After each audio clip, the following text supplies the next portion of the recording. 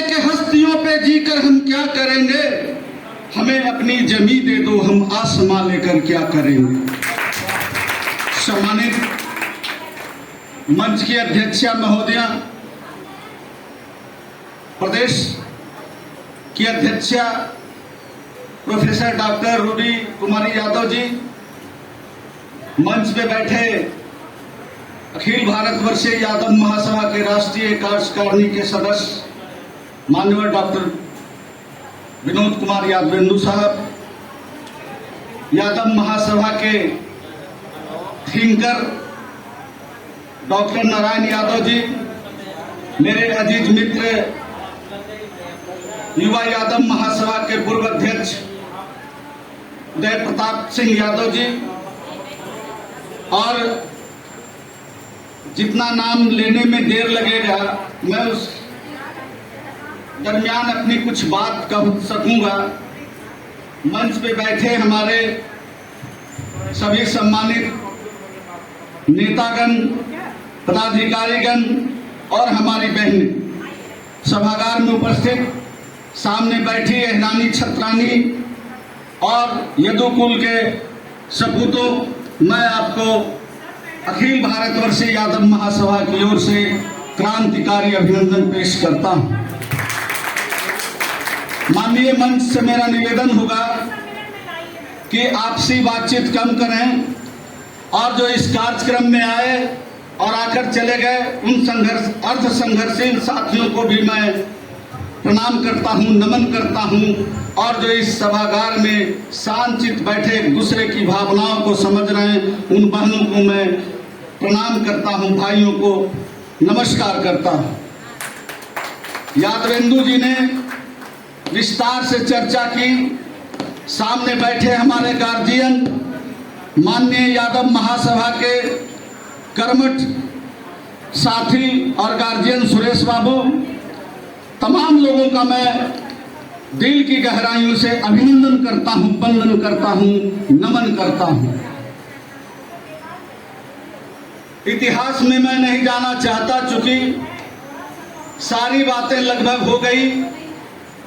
चंद्रावती दीदी जी कम से कम मंच पे शांति बनाए रखें, और मैं इस मामले में बहुत सटीक हूं कि जब भी मैं कार्यक्रम की अध्यक्षता करता हूं या संचालन करता हूं तो अनडिसिप्लिन वे में मैं नहीं जाने का काम करता हूं। जब तक आप मेरी बात को नहीं सुनेंगे, आपकी बात को मैं नहीं सुनूंगा, हम सामाजिक रूप से, वैचारिक रूप से आपसे संबंध स्थापित नहीं कर सकते। मित्रों और मेरी बहनों, ये यादव महासभा हमारी पूर्वजों की विरासत की एक पैदा है, और यूं कहें कि लगभग 1923 के पहले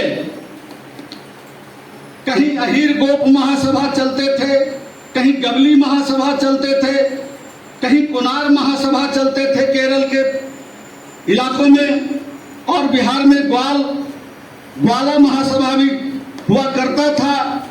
लेकिन सबको मिलाकर लगभग 1923 में बनारस में यादव महासभा का बीजारोपण हो चुका था। लेकिन 1924 में नागपुर के रजिस्ट्रेशन एक्ट के तहत अखिल भारतवर्षीय यादव महासभा की स्थापना हुई, और मुझे गर्व है कि बिहार से हमने यादव महासभा को 5 राष्ट्रीय अध्यक्ष देने का काम किया, और हम भी उसी परिवार से आते हैं जो कभी 1931 में बलिया के नवम अधिवेशन में ऑल इंडिया यादव महासभा के अध्यक्ष हुआ करते थे, मेरे अपने चचेरे पितामह बाबू स्वयंवर दास।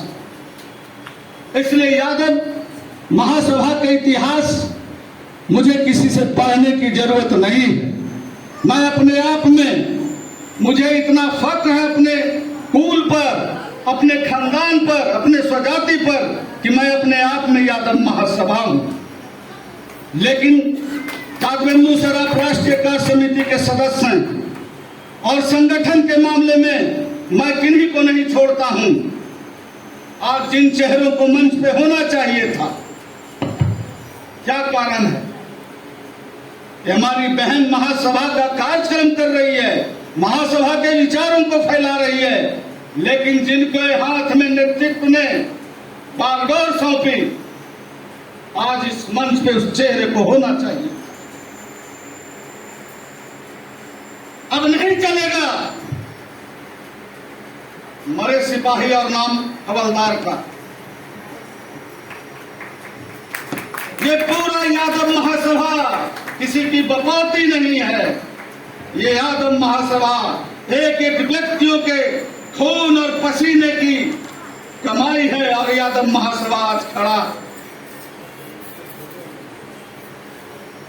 जब से मैं बड़ाई के मामले में बहुत कंजूस हूं, जब से रूबी यादव जी को बिहार का अध्यक्ष बनाया गया, रात दिन मेहनत करके चून चून करके एक एक हमारी बहनों को, टैलेंट बहनों को, प्रोफेसर को, टीचर को, गृहिणी को निकाल निकाल कर मेयर को तो सामने बैठी है doctor NKP Yadav MLC, Bhagalpur का सुविख्यात, बिहार का सुविख्यात सर्जन की पत्नी, जैसे लोगों को आपने सभा में जोड़ने का काम किया, प्रोत्साहन के बदले अपमान भी आपको झेलना पड़ेगा और झेलती है, मैं जानता हूं। कई लोगों ने, नारायण बाबू और खास करके मैं जादवेंदु सर को कह रहा हूं, बढ़ चढ़ कर हिस्सा नहीं लेते, लेकिन जो बढ़ चढ़ कर हिस्सा लेते उन पे रूबी मैडम को रात में फोन किया जाता है। कभी कहा जाता है कि आप कैसे बन गई, कभी कहा जाता कि फलाने का तस्वीर कैसे लग गया। अरे तुम्हारी भी तस्वीर लगेगी, लाइन खींच दो, उस तस्वीर लगने वालों से बड़े लाइन खींच दो, उसकी तस्वीरें छप जाए। काम करो यार, आए हो, स्कूल में पैदा लिए हो, माँ का कर्ज नहीं चुकाओगे, तड़प तड़प कर मर जाओगे, स्मशान भूमि चले जाएंगे। रोज हजारों लाखों कीड़े मकोड़े मरते हैं जिनका कोई नाम लेवा नहीं लेता, लेकिन एक महाराष्ट्र से चलकर बिहारी शंकर दयाला हिंदुस्तान के दुनिया के कोने कोने में यादव महासभा के लिए, जिसने अपने उस समय 1924-25 के समय में अपनी करोड़ों की संपत्ति दान कर दी। आज बिहारी शंकर दयाला हमारे लिए महापुरुष पूजनीय है, उनका नाम याद करो, उनका नाम याद करो। राम लखन बाबू ने जो तस्वीर खींच दी, राम लखन बाबू ने जो पूरे हिंदुस्तान में लकीर खींच दी, आज तक बिहार में कोई पैदा नहीं लिया कि उस लकीर को मिटा सके और राम लखन बाबू के से ऊपर जाकर काम कर सके। यादव महासभा मंचों पर माला पहनने से, मंचों पर साल से सम्मानित होने से यादव महासभा नहीं चल सकता। यादव महासभा चल सकता है। एक हमारा घास गढ़ने वाला भी अगर हीर है तो उसके दरवाजे पे हमको बैठना होगा, और एक प्रोफेसर भी है, उनके यहाँ भी जाके हमको चाय पीना होगा, दिलों का रिश्ता बनाना होगा, संबंधों का रिश्ता बनाना होगा, तब यादव महासभा मजबूत होगी। इसके पहले इनने ईमानदारी से इतने लोग जो बैठे हैं, अब 5 वर्ष पहले का जो यादव महासभा का इतिहास है, कोई बता दें कि जिलों में यादव महासभा कोई जानता था। लगातार जब से हम लोगों ने रुचि लिया, जब से रूबी यादव जी, युवा का प्रदेश अध्यक्ष अजय यादव आज मुजफ्फरपुर से चुनाव लड़ रहे हैं, काफी व्यस्तता है, नहीं तो बेचारे आते, उन्होंने अपनी शुभकामना, आ रहे हैं, रास्ते में हैं। जब से लगातार संघर्ष करके 38 जिलों में हम लोगों ने 32 जिलों में और 32 जिलों में हमने 26 जिलों में सम्मेलन कराया, अहीर रेजिमेंट की मांग करवाया और यादवों पर होने वाले अत्याचार के खिलाफ मुकदमे दर्ज कराए। यही मुरारी बापू ने कहा, यादवों पर अपमानजनक टिप्पणी कराया। बिहार में 30 जिलों से हम लोगों ने व्यवहार न्यायालय में और पूरे हिंदुस्तान में यादवों ने 105 जगह से उन पर मुकदमे हुए और गुजरात में पीटा भी गया। उसके बाद जाके उन्होंने सार्वजनिक रूप से कहा कि मैं माफी मांगता हूं यादव समाज से, हम अपनी टिप्पणी वापस लेते हैं। आप संघर्ष नहीं करोगे, घरे में बैठे रहोगे। देखिए हमारी बहन दीदी ने कहा कि इन कुर्सियों को भर जानी चाहिए थी। आप आए थे, आप अपने साथ अपनी बेटी, अपनी बहन, अपनी पत्नी को लेकर आते, ये कुर्सी भर जाती। आधी आबादी को घरों में कैद करके रखोगे और कहोगे कि हम यादव हैं, मजबूत हैं। कहने से नहीं होगा, दिखने से होगा, दिखाने से होगा। यादवों पर जुल्म और अत्याचार की कहानी उत्तर प्रदेश से लेकर बिहार में और सारे राज्यों में। अभी मैं गया था 4 तारीख को। आप यादव हो, किस बात का यादव हो? अभी मैं गया था 4 तारीख को जयपुर में। यादव उसे कहते हैं हर एक जोड़ों की 27 जोड़ों की शादी। एक जोड़े पर यादव समाज 1.5 लाख रुपया खर्चा करके अपने तरफ से मात्र 11,000 रुपया, उसमें भी लड़कों वालों से रजिस्ट्रेशन फी लिया जाता है और सरकार उसके बाद 50,000 रुपया उन्हें देती है। यादव समाज ने, और मुझे बहुत शर्म लगा जब वहां के लोगों ने मुझसे पूछा कि क्या बिहार में आप लोग सामूहिक शादी करवाते हैं? मैंने कहा कि नहीं, मैं देखने आया हूं, सीखने आया हूं। 27 लड़कियों की शादी यादव समाज ने मुफ्त रूप से कराया और 1.5 लाख रुपया एक जोड़े पर खर्च होता है, जो यादव समाज वहां आपसी चंदा विहरी करके बड़े इत्मीनान से। और सबसे खासियत बात है कि उस शादी में पंडिताई का काम यादव समाज के विद्वान करते हैं। और आपके आशीर्वाद से, आपके स्नेह से, अपनी माँ बहनों के आशीर्वाद से मुझे वो गर्व प्राप्त हुआ कि मैं वहां सेकंड पंडिताई करने का काम किया। ये आपका सौभाग्य है, बिहार के यादव महासभा का सौभाग्य है, मेरा अपना कुछ नहीं। हल चलाने वाला का बेटा और यादव महासभा के द्वारा आज पूरे हिंदुस्तान में जहां कहीं भी आप चले जाइए, मैं फोन कर दूंगा, अपने लोग वहां रखने वाले लोग मिल जाएंगे। मैंने कहा सुधा दीदी गई थी, अभी बेंगलोर गई थी, सभ्या बहन से मिली। सभ्या बहन बीटा के कृष्णा यादव वहां 50 लोगों के साथ फंसा हुआ था। 15 दिन तक मेरे फोन करने पर 15 दिन तक उन्होंने बच्चों को दूध और सारी व्यवस्था कराई और उन लोगों को 15 दिनों तक मुफ्त में भोजन कराया। आप चले जाइए गुजरात में जो हमारे अध्यक्ष थे उनको मैंने फोन किया। 50 लोगों को उन्होंने 15 दिनों तक मुफ्त में भोजन कराया। एक अंबाला डिवीजन में अपने समाज के डिप्टी डीआरएम हैं, एडीआरएम हैं, डॉक्टर कर्ण सिंह यादव जी। मैंने कहा कि कर्ण जी, चूंकि वो मेरे भगना के साथी हैं, मैंने कहा कर्ण जी 50 लोग फंसे हैं अम्बाला में। उन्होंने सारी सुविधाएं उनको उपलब्ध कराया। आप जब जुड़ोगे, आप जब उनके लिए काम करोगे तो निश्चित रूप से आपके लिए लोग खड़े होंगे। आज क्या स्थिति है? आपने कहा बौद्धिक चेतना की बात, दीदी बुरा नहीं मानेंगी। आपने कहा बौद्धिक चेतना का मतलब क्या होता है? बौद्धिक चेतना का मतलब ये नहीं होता है कि नकली मूर्तियों को घरों में लगा दो और कपूर अगरबत्ती जलाते रहो।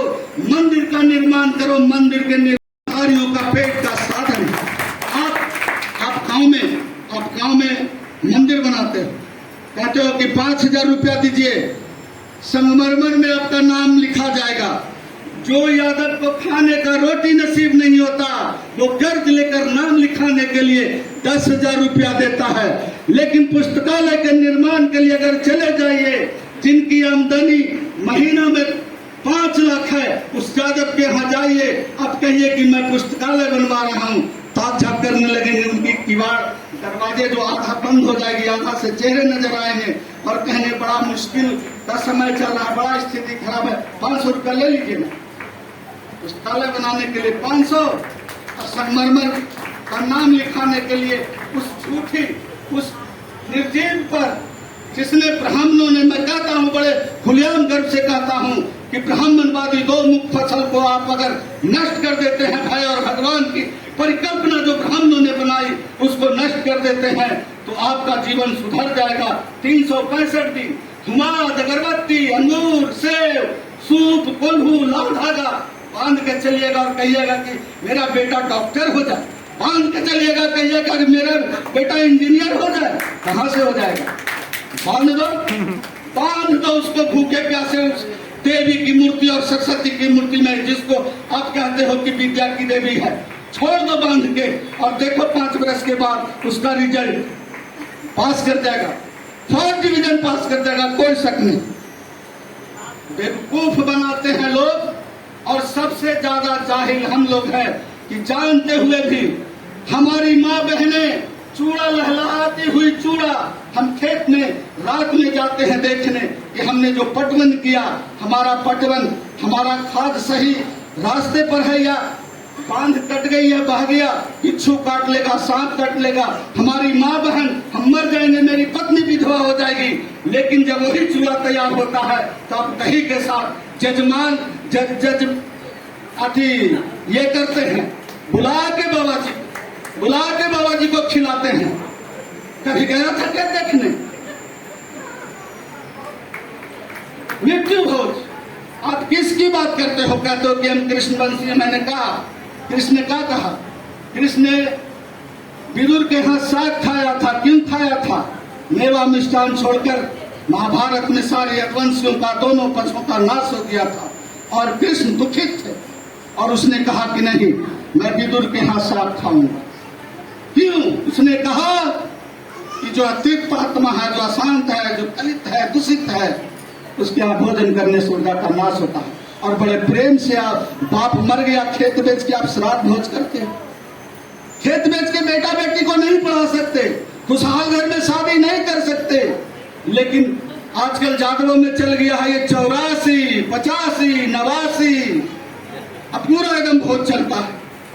बाप को कभी धोती पहनने के लिए दिया नहीं, नील लगी हुई गंजी कभी पहनाया नहीं।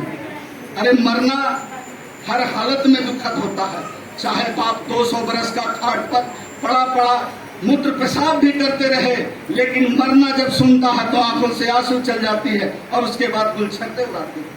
कहां से तुम्हें बौद्धिक चेतना है? धूम पाखंड में लिप्त रहोगे। आजकल मैं देखता हूं यादव नौजवानों को एकदम बजाता खरीद के कलवत्तू यहाँ से यहाँ बांधता है लटका के, आसान से ऐसे करके चलता है। कलम दूसरे से मांगो, हमारे घर में कलमे नहीं।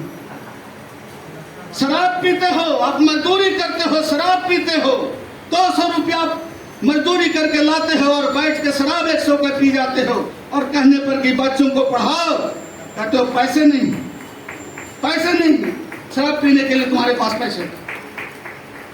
ये परंपरा त्यागिए, और जो परिवर्तनकारी होता है, परिवर्तन के रास्ते पर चलना चाहता है, उसको समाज सबसे ज्यादा उपेक्षित और गाली देने का काम करता है। इसलिए परिवर्तन के रास्ते पर जब चलोगे तो गाली सुनना पड़ेगा। आज मेरा कई परिवार मुझसे नारुष्ट रहते हैं कि आते नहीं, किस लिए आवे, किस लिए आवे? मेरी बहन बन के मर गई है, श्राद्ध कर रहे हो, मैं मिठाई खाने हूं, मंदिर बना रहे हो, मैं उसके जाके हाथ जोड़ूं उन नकली लोगों का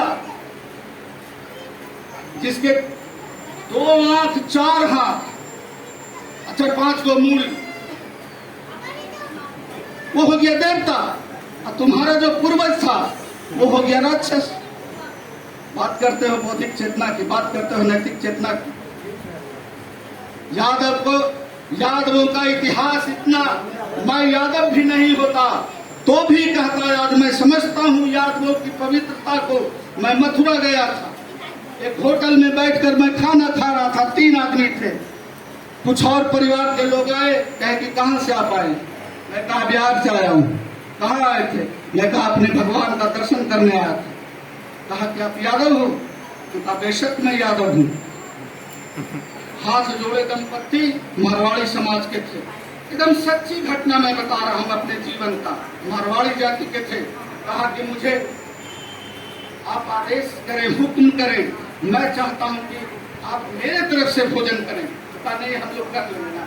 कहा कि सर आज आपको मेरा भोजन करना होगा, मैंने गीता पढ़ी है, उसमें लिखा हुआ है कि वह कर, हाथ, वो जीव, बंधन और वो नयन जो सवेरे बंधन करता है, दर्शन करता है यादवों का, वो सारे पापों से मुक्ति मिल जाती है।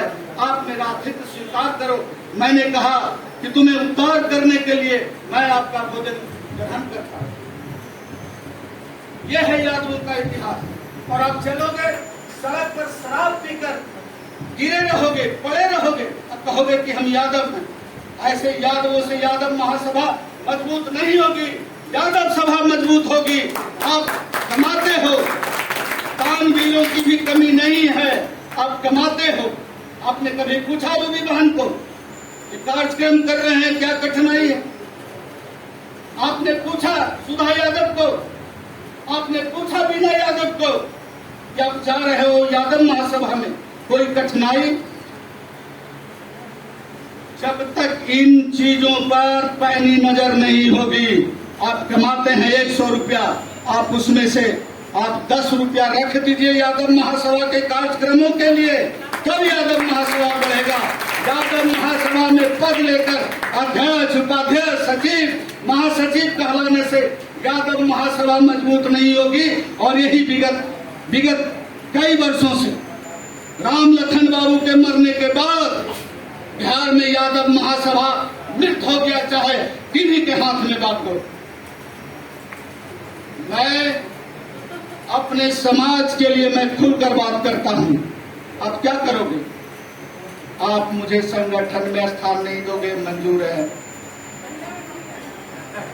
दीदी आप महिला में भी मत दीजिए, मंजूर है, लेकिन मेरा जो विचार है, मेरा जो जमीन है, वो यादव महासभा के लिए काम करेगा, इसको कौन बोलते? इसलिए मैं कहता हूं, बहन रूबी यादव जी को भी पूछ लीजिए।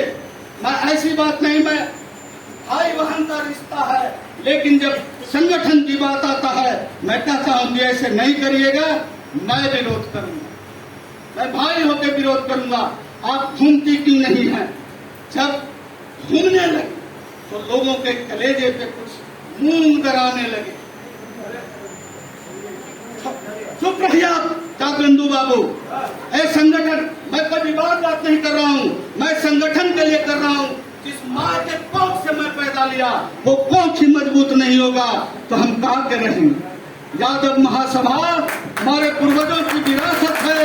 यादव महासभा हमारे खून पर बनी एक संस्था है, उसको जोड़ने का हक और अधिकार एक एक यादव महिलाओं का और एक एक यादव परिवार को है।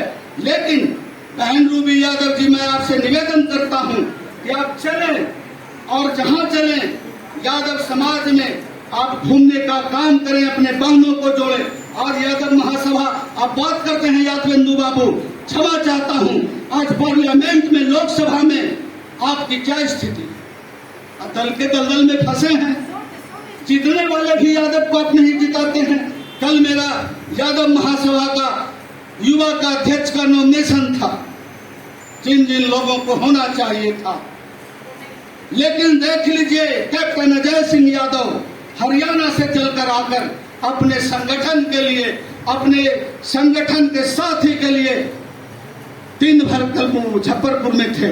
और मैं कहता हूं, आप जाके कह दीजिए अपने पार्टी वालों से जो भी हैं, मैं कहता हूं कि मैं अजय यादव के नॉमिनेशन में गया और वहां का एक एक युवा यादव महासभा का आदमी अजय यादव को जिताने में लगा हुआ है। और जब तक के मन में भावना नहीं आएगी, आपको कोई नहीं पूछेगा। आपको पूछते हैं बिहार में आपकी क्या पहचान है? आपको कौन बुलाकर आज तक कहा कि आप यादव महासभा का? अरे 3 टिकट मांगा यादव महासभा, जो बिहार में नहीं देने का काम हुआ। और मैं उसका गुणगान यादव महासभा की ओर से इस बात के लिए करूंगा कि वो ताज तख्त पर बैठे, उसके लिए काम करूंगा। लेकिन यादव महासभा का अगर सम्मान नहीं करते तो वैसे भी लोगों को हम मंच पर बुलाकर सम्मान नहीं करेंगे। ये मेरा अपना ये मेरा अपना यादव महासभा के लिए रात दिन मेहनत करता हूं भाई साहब, रात दिन मेहनत करता हूं। मेरे बच्चे, मेरे पत्नी, मेरे घर के सारे लोग छूटते जा रहे हैं, लेकिन यादव महासभा को नहीं छोड़ूंगा। चूंकि मैंने प्रण किया है कि मरूं तो यादव महासभा के गोद में मरूं, ताकि हमारे समाज के लोग मुझे यादव महासभा का कफन देकर विदा करें। और दुनिया से जब विदा लूं तो यादव महासभा का नाम मेरे कंधे पर हो, जैसे अहिर रेजिमेंट की लड़ाई लड़ी जा रही है। आपने रेजिमेंट की लड़ाई के लिए क्या क्या बिहार में कितने पत्र लिखा गया। युवा यादव महासभा ने बिहार से 25,000 लेटर लिखा, उदय जी ने कार्य किया, मैं बधाई दिया। लेकिन आप लोग चुपचाप बैठे रहते हैं, माथा पर हाथ धर के, प्रोत्साहन भी नहीं देते। आकर आज रूबी बहन को प्रोत्साहन देना चाहिए था, सुधा बहन को। ये अंजनी रंजन हाजीपुर से चलकर अपने गांव से कारीगर लाकर हम लोगों को भोजन कराने की व्यवस्था की। इस बात की चर्चा नहीं होनी चाहिए। जो काम करेगा उसका नाम होगा, जो काम नहीं करेगा उसका मैं निंदा करूंगा। आप चाहे जो समझ लो। अरे तबीयत से पत्थर तो उठा लो यारो, तबीयत से पत्थर तो उठा लो यारो, आसमां में सुरंग बन जाए। इसलिए चलते चलते एक बात के साथ मैं विदा लूंगा कि मेरी गलतियों को आप क्षमा करेंगे। मैं आपका भाई हूं, मैं आपका बेटा हूं, मैं आपका सखा हूं। लेकिन यादव महासभा की मजबूती के लिए, यादव महासभा की मजबूती के लिए आपको 24 घंटे में कम से कम 1 घंटा, चूंकि हमारे पूर्वज बाबू स्वयंवर दास कहते थे यादव महासभा के लिए शनिवार का हाफ दिन और रविवार का फुल दिन देना चाहिए, तब वही यादव महासभा मजबूती होगी। इतिहास हमारा पढ़ लेना, इतिहास हमारा पढ़ लेना। रक्त से शब्द हमने सजाए हैं। इतिहास हमारा पढ़ लेना, रक्त से शब्द हमने सजाए हैं। सिर कटते थे, सर कटते थे, थोड़ा लड़ते थे, तब इतिहास, तब अहीर कहलाए हैं। जय यादव, जय माधव।